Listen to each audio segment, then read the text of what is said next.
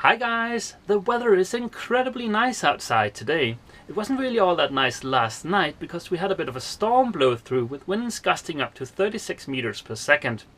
And in that regard, I'm kind of lucky that I didn't have my mast step because some of the other liveaboards had a pretty rough night. But here aboard my boat, well, things weren't all that bad because without a mast step, the boat doesn't move a lot even in the high winds. Now, earlier today, Sebastian and I took my mast for a walk. My mast was stuck over at the yard, and without an engine in the boat, it just seems easier to bring the mast to the marina instead of trying to bring the boat over to the yard. And we do have a crane here in the marina that's going to allow me to step the mast. So hopefully, a little later on today, I can get some of the other liveaboards to give me a hand stepping the mast. Sebastian and I are heading over to the crane here in the marina, and I would be lying if I said I didn't miss my engine. Faster! Faster! And there we have the crane. Henrik has showed up to lend a hand, so let's get busy.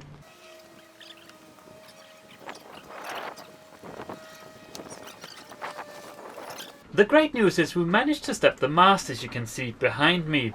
The slightly annoying news is that it wound up taking almost the entire day. In fact, it's almost 7 o'clock, and as you can see, it's pretty dark outside. This is a prime example of something that should have taken half an hour maybe, and wound up taking way longer. It was all my fault. Due to a minor mishap, I had to rebed the deck ring, and removing the old gunk underneath the deck ring took forever. Luckily, we had no shortage of people stopping by the boat to entertain us while we were working. But there's still a couple of things I'd like to get done tonight. The first thing is to order some new turnbuckles for my outer shrouds because the old ones are pretty knackered. Yay for the convenience of online shopping! I'm glad I got that out of the way. In a couple of days the new turnbuckles should show up, and it'll be nice to replace those. There's one more thing on my to-do list for tonight, and it is the absolute last thing because I also want to have some time to hang out with Jökull. And the last thing on the to-do list is to replace my old VHF AIS splitter with this new one from Digital Yacht. Ta-da! The SPL2000. I already have a VHF AIS splitter today, and that's the box right here.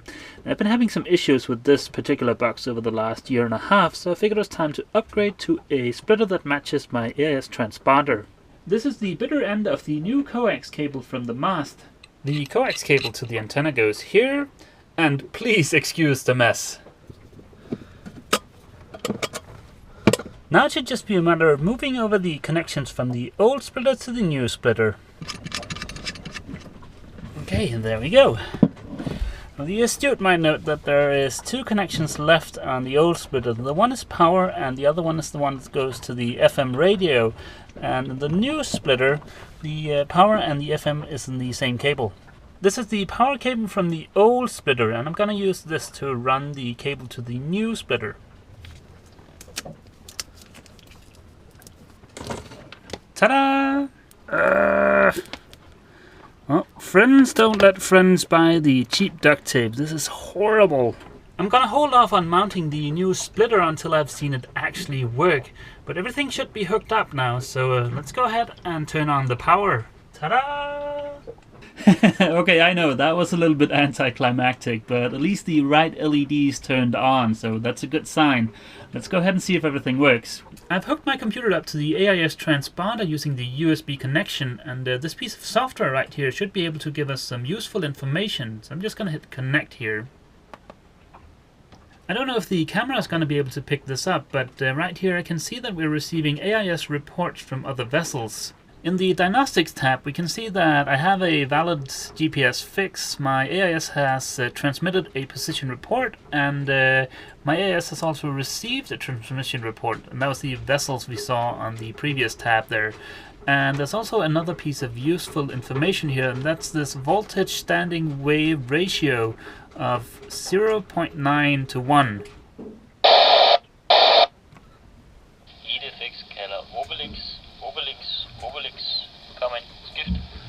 Well, it seems everything works. I still need to do a little bit more testing on the VHF, and I am a little bit perplexed about the 0.9 standing wave ratio. It's a good thing I'm going to a ham radio meeting tomorrow. I guess those guys can help shed a little bit of light on that subject, but more on that in a later video. Okay, it's getting kind of late here, guys, and like I said earlier in this video, I want to have a chance to hang out with Jökull and prepare for tomorrow. It's going to be a brutal Monday at work, I'm sure.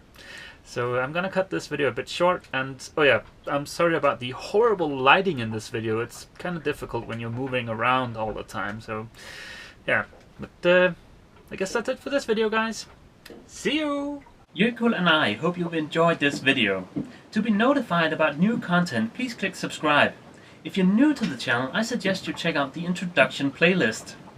If you've enjoyed this video, please consider giving it a thumbs up, and feel free to leave a comment.